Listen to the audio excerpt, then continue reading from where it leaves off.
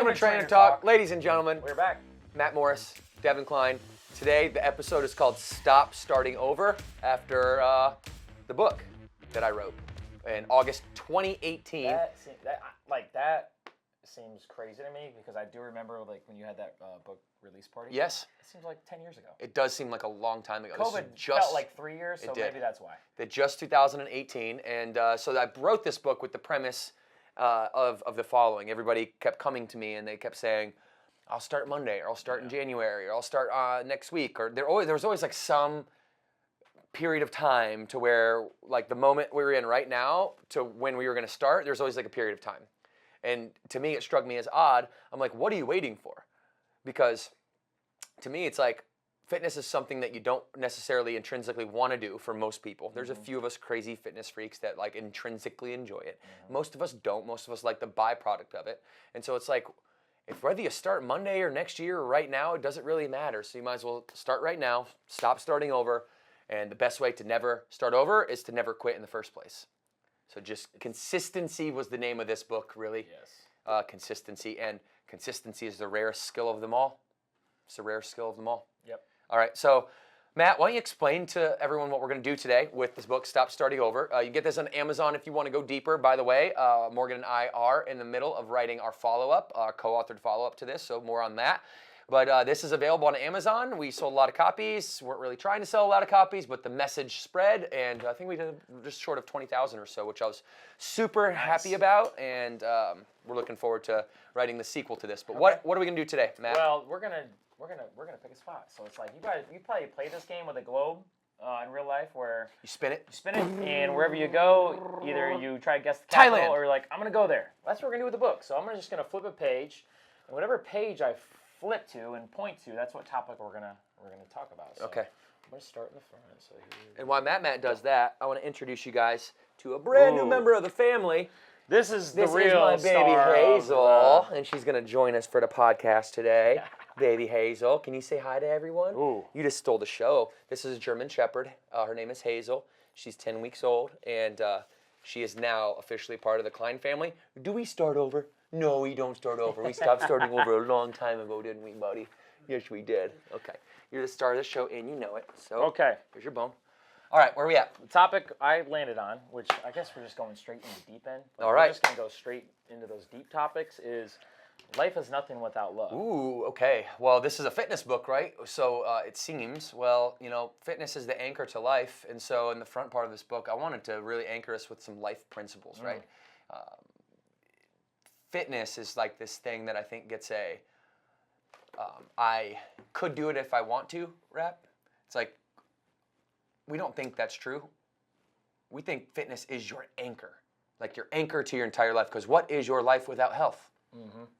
What's your life without health? So, Matt, let's talk about that. So, what did the quote say again?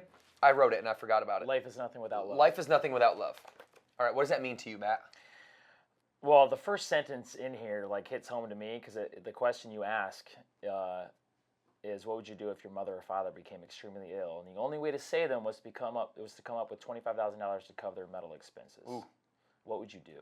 And I mean, I try and think of my own situation because that's the lens we look through. But would I be sitting here if my mother didn't get sick? Would I be into fitness as much as I am? Honestly, probably not, because you know. We've all had someone we love go through something that is hard to see on a daily basis, and the stuff I saw my mom do, like while she was sick, continue to she would go for long walks with her, and her femur, the cancer would eat her femur bone, the biggest bone in your lower leg, and she would still, no matter what, walk 3 miles a day. So seeing that, it's like, dude, how the F are you ever gonna have any excuse not to work out? You have no excuses. And I think that has helped me.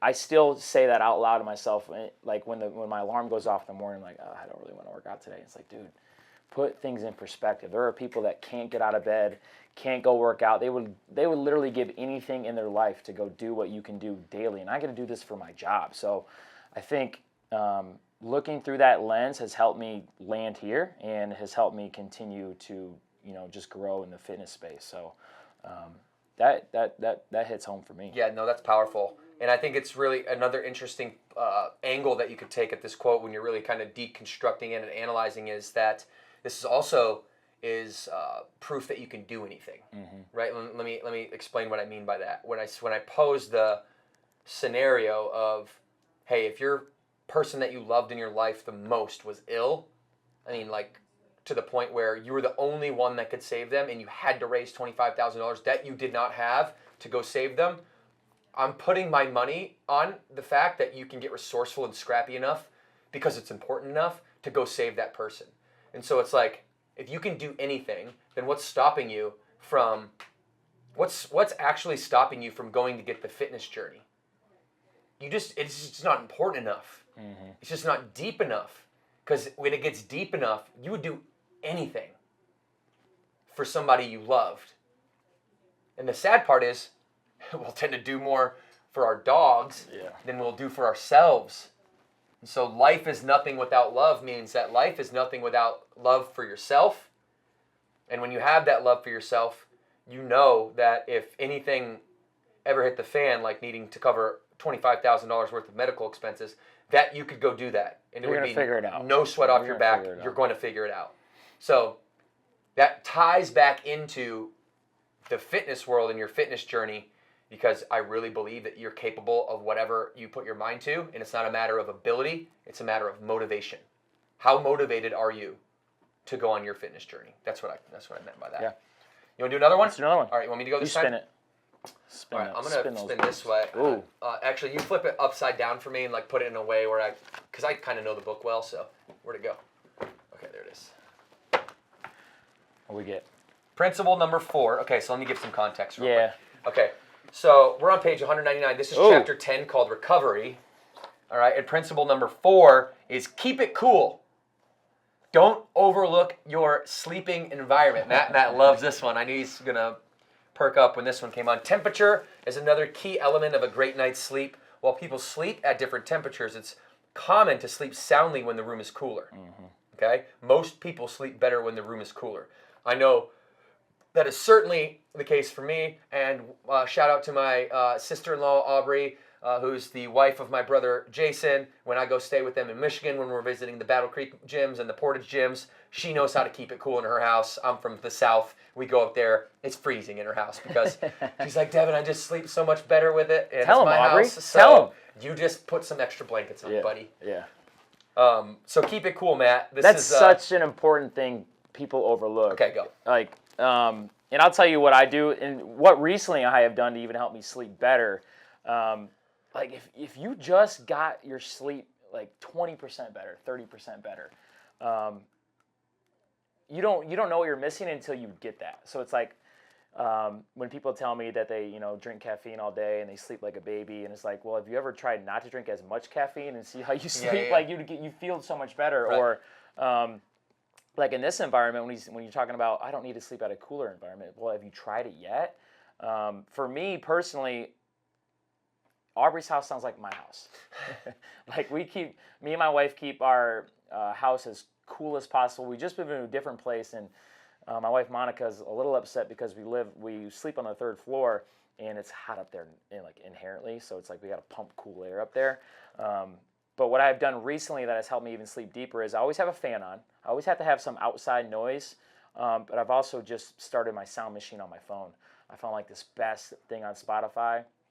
I found it when I was on the road traveling. In hotels, sometimes the fan isn't automatic. It turns on like every 20 minutes. Like, God, I was next to an airport. Airplanes would fly by at the top. I was like, I need something that just goes for 8 hours, uninterrupted. And I found this sound machine on Spotify, and it's helped me sleep. But like, what's the playlist called? Do you remember? I can't remember. Okay.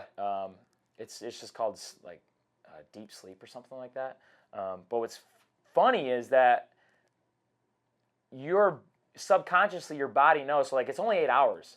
And my body knows, like, because the volume turns down naturally as it gets close to the 8-hour mark, and I wake up naturally close to, like, within a minute of when it stops. Oh, wow. Which, I don't know the science behind it, but it has helped me, like, get 8 hours uninterrupted. So if you're looking for some outside noise, find a sound machine on Spotify. That's helped me. Okay, cool. I like to keep it cool, temperature, room temperature, but cooling pads might help some of you. Yeah. You can get like a cooling pad on Amazon. I've heard some people try that before. Yeah. Anything to keep it cool. If you get hot, it just tends to disrupt your sleep. So just a quick little tip out of, let's see, chapter 10, recovery. All right, Matt, ready? Let's go. I'll go. I'm going to go for the middle. So we were beginning, at the end, middle. All right, some context. Okay, here's some context for you. Where are you at, Matt? I can help you here. Okay, so it's life-changing exercise. Okay, so we're in chapter, let's see here, everyone. All right, chapter 6, principles of mental mastery. Okay, principles of mental mastery. So what we're talking about with this specific page number 106, the quote is, anytime you hear yourself using the words I can't, trade them out for I haven't yet, and you'll start to change your thoughts. If you change your thoughts, you start to change your expectations of the future. If you change your expectations of the future, you're more likely to align to the blueprint that serves you and your family and your mission that you set out to be on in the first place. So when I think about using the words I can't versus I haven't yet, what I really am trying to do is put a predisposition in that language that in the future it will happen. It's not that I can't, because if I can't, I'm putting a cap and saying no, never, I won't have the opportunity. I can't is a very limiting piece of language. And all this whole page here and this whole section around mental mastery really talks about the power of your language and the way that you use language. I mean, people can suffocate their careers, they can suffocate their lives just with the language they use. When I ask somebody, if you see somebody and they look physically miserable and you go up to them, you say, hey, how are you? And they say fine or okay or not too bad or just making it by, they actually mean that. They actually mean that they're not doing good, they're just fine, and they're just making it by, which is tragic because life is so short and we have such a blessing and a gift to be on this planet. We don't even sure if there's any other life anywhere else in the endless expanse of universe. There's a 1 in 400 trillion mathematical chance that we actually have a life and that we are born into a body. Even if you're born into an unable body, you are one of the conscious beings on the planet. And that is a big privilege. So being able to fix your language model, fix the way that you are speaking to yourself, speaking to others, will start to change the way that you experience life. So I can is never something I let myself say, Matt say, Isaiah say, my children say, and it's definitely something Morgan and I don't say. We say trade I can't for I haven't yet, and your life starts to open up because there's a sense of possibility. If you use the word I haven't yet or the phrase I haven't yet, there's a sense of possibility. And if there's possibility, then there's a probability. If the probability is higher, well then you're more likely to take action to stick to it. I think that's such an important point. I think your words is like the bridge between your thoughts and your actions. So like before you speak, you probably think about something, right? And before you act on it, you have to say it. So if you have a positive thought in your mind, you're probably going to say something out loud that's positive. If you have a negative thought in your mind, if you verbalize that, then the action after that's probably going to be negative. So if you can change your thoughts to more positive, and then you'll verbalize those positive thoughts that you thought about, and then those words that you said out loud tend to be your actions that you will do. So I think people overlook how powerful language can be, especially themselves personally. Like I get so upset sometimes with the people I hang around, or like even my wife when she says negative things out loud. It's like, you got to stop saying things out loud, because you're going to become those. You're going to start becoming that person who says those things out loud, and the more positive words out of your mouth, you'll become more positive in your actions. So. Yeah, you're conditioning yourself. You're conditioning your mind. I mean, think about if I'm raising kids and I'm always saying, no, don't do that. Don't do that. Don't touch that. No, no, no, no, no, no, no. And every time they do something that I don't like, I just tell them no. I'm going to condition them to not try new things because they're always hear the word no. If I ask them a question like, hey, son, what are you doing? Do you think that's a good idea? They get to make their own decisions. And so The last point I'll make on this is that it's so, the killer for this is the subtlety. It's those people that they'll use language that is neutral. Okay? It's the language of losers, but it's hidden. It's not the words of winners, it's the language of losers. And it's hidden. It's the I don't knows, the maybes, the fines, the okays. Like these little words that you just see creeping in, or you could hear them creeping in if you're paying attention to yourself. These little words are what tear down people's potential. And so I want you to do the following. I want you to develop a shadow self. I want you to develop a self that is sitting right next to the physical version of you. And then I want you to play back the tape or whatever experience or interaction that you just had. As soon as you're done with it, in the version of this shadow version of yourself, I want you to play it back. And I want you to say, hey, did I use poor language? Was I using the language of losers, or was I using the words of winners? Because there's no in between. Fine, I don't know, maybe. These things are all loser language. You know what winners say? Yes, I can. Yes, I will. I don't know how to do it yet. I don't know how to do it yet. But it will happen, and I really need your help to get there, right? And I'm now going to start to pass that principle of watching how you speak onto other people. So you notice that we're not talking in this book much about fitness yet. I mean, we have like one recovery topic, but a lot of this stuff was mental mastery, emotional mastery, physical mastery, and going outside of just push-ups and sit-ups and what traditional fitness used to be. The tagline's actually transform your fitness by mastering your psychology. Want to do one more? Yeah, let's do... How much time do we have on this? Let's do 2 more. I can do 2 more. All right, ready, Matt? Let's do it. Let's see what we can find. All right. Burn your boats. Ooh, this is a good one. All right. All right. I'm intrigued. This is on page 219. The chapter is called Overcoming Objections. All right, and the chapter, let's see. Yes, this is objection number 2.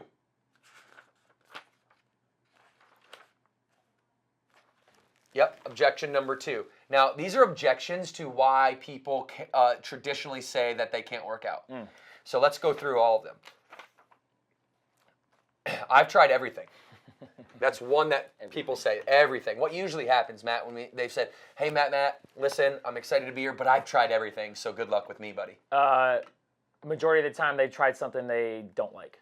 They haven't found the one thing that they really, truly love or that they can do for the rest of their lives. It's like with anything, any other thing in life. Like if you don't stick with something, it's because you don't like it. You don't love it yet. So that's yet. Hear that? Yeah. Don't love it yet. That's what I usually encounter when people say that. Hey, you just haven't found something you love yet. I kind of because it's such like this is part of this overcoming objections chapter 12 is to just outline like what I didn't want to call it ridiculous on paper because there's no like context, but some of these objections, if you actually look at them from like a cosmic perspective or like a 30,000 foot view, they're pretty ridiculous. Like I've tried everything. Think about analyzing that sentence. Oh, really? You've tried everything? Oh my goodness, there's millions of options. You've tried them all? Name 10. Right? And what happens is what they really mean, right, is hey, I've tried lots of things, and none of them have worked for me. And I don't trust you yet, so you're going to have to really convince me if you want me to believe that this thing is going to work. That's what I tried everything means, because everything is in quotations, and I've never met somebody that can actually tell me 10 things that they've tried. So it went from everything and all options under the sun to like 2 things that they've tried repeatedly back to back to back in a cyclical nature that just like had them spiraling into like a downward angle. So you really haven't tried everything. You've tried a couple things. So, I said in here, a Google search yields about 420 million nutrition strategies. So it should be no problem for you to list 100, right? List those strategies that you've tried. And that's a good way to like check yourself. And see, this is back to language, right, Matt? Because like I've tried everything is not true. No, you haven't. You have not tried everything, and there's a pursuit of truth that's within that sentence. Like if you're not pursuing truth, You're not lying intentionally to yourself, but you're putting out falsehood into the world, into the universe, and the universe will not reward you for falsehoods. Yep. They're not. If you got to dial it in. Hey, I've tried these 2 things. They haven't worked. I'm willing to try this. And anytime I've heard this quote, it's usually coming from people who have listened to their friends who've done something that they like, and they try it and they don't like it, so they try that. No, I don't want to do that. Or the thing they did try, they were led by somebody who trained them in their fitness journey that didn't care about them, like truly didn't care about them. So it's like, and that's pretty easy to read if you're a member or if you're a client with somebody and you can tell that the trainer like is on their phone while you're like paying them to train you, and they don't really care about you, right? So that's gonna last not very long. So Number 2. Not enough energy. Yeah, we're in the objection column. Okay, so like, why wouldn't I want to work out? Well, because I don't have enough energy. Listen, and I love you guys so much. This is why we do the podcast. And I love you so much that I have to tell you the truth. And if you believe me, then you believe me. If you don't, well, I don't really care that much, to be honest with you. But I want to tell you the truth because I feel obligated morally to be able to give you all the information that I know and see, that I have known and believed to have worked for the most amount of people possible. And we've trained millions of people at this point, you guys. And so whether you like to hear this or not, I don't have enough energy. Like, that's a ridiculous thought pattern. It's like saying I'm hungry, but then not eating food. It's like saying I have no energy and not going to the gym. The very thing that gives you the energy is the thing you're saying you're avoiding. If I'm hungry and you're not willing to eat, you're going to stay hungry. And so energy and the ability to get up and move your body, those 2 things are very correlated, like very similar. So if you can get up and you can go to the mailbox, or you can get up and walk up your stairs, let's be brutally honest. Like, you actually have the physical energy to do a workout. You're just choosing not to because it's not as important to you as maybe the alternative decision. And so we have 2 abundant resources that live inside of us all, and it's energy, number 1, and hustle. Energy and hustle. Those things are manufactured when we choose to manufacture them. We can choose to work hard, and we can choose energy in our body. The way you choose energy in your body is good food and moving it regularly. Anything to add to that, Matt? I would just say, if this is you and you've said these words out loud before, that you don't have enough energy to, exercise, and you're just starting out, like me and Devan aren't talking about like going balls to the wall right off the bat. Like Devan just said, if it's the first step is just, doing multiple laps to your mailbox or doing multiple flights of stairs, that's a good start. Yes. Right? What's going to happen is you're going to gain more energy as the more times you do these things, and you're just going to keep stacking these things on top of each other. So wherever you are in your fitness journey, start either small if you're just starting out, or just keep adding something on top of the things you already enjoy doing. And you're just going to gain more energy doing that. So this objection is it's an important one because it's not a matter of ability, it's a matter of motivation. So let's play a game real quick. Do you want to play a game with me? I love games. Okay. So let's pretend that I am a trainer and you came to me and as Matt Morris and said, hey, I want to get in shape. And I've never been able to get in shape before. I've tried everything. I have no energy. Get me in shape. Okay. Let's just play a hypothetical scenario. Okay? Okay. To highlight that it's a matter of motivation, not a matter of ability or not a matter of circumstance. It's a matter of your own intrinsic personal motivation. I said, okay, Matt. You told me, I asked you a question. I said, Matt, how much money do you have in your bank? And you told me. And I said, okay, it's not $5 million. Okay, so how about this? Every day for 1 year, you show up with me at 4 a.m.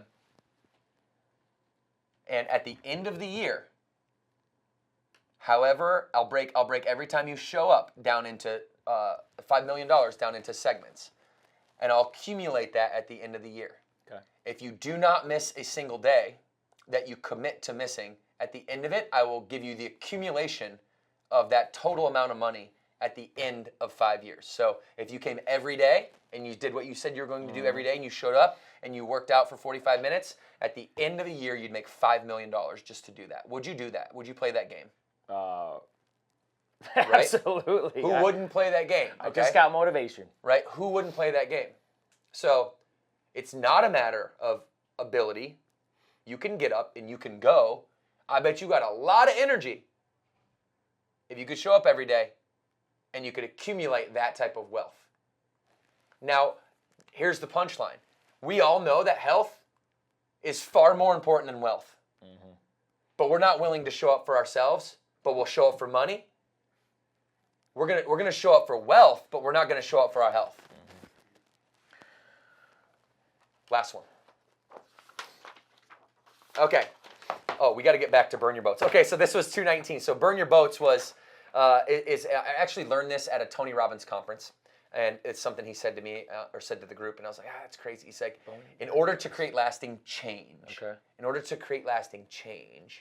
all right, it's cut off all other possibilities or all other avenues in which that change does not manifest. So he said, hey, instead of pulling up to the island 40 deep in 40 boats to take the island,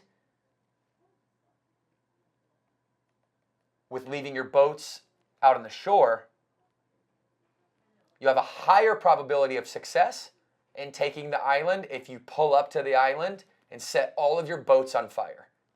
Because now there's no opportunity or no option to turn back around. It's take the island or die.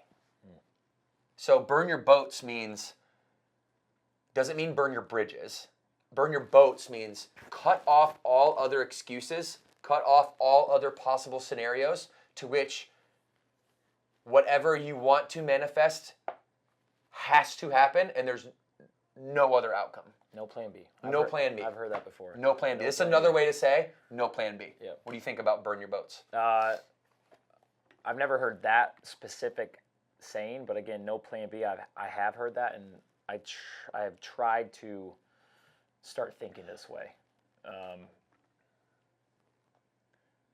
Because what happens is if you have one goal in mind and you look at all the possible outcomes of that goal, then you're diluting your concentration. So if you only have one goal in mind and there's no other options of that goal, then that's your singular focus to get there. So I live by that.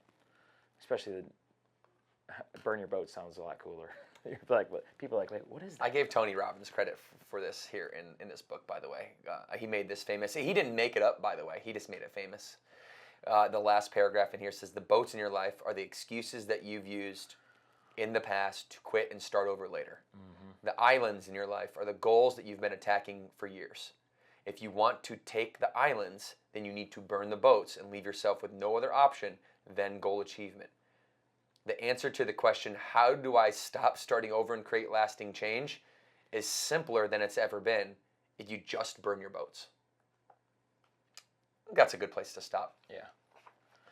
Stop starting over. Just some little nuggets, guys, here at Trainer Talk today. It's DK and Matt. Where can they find us? Apple Podcasts and on YouTube, guys. Spotify. You can find us everywhere on the internet. Hit that subscribe button. Let's go. Flex on it. Two claps on two. 1, 2.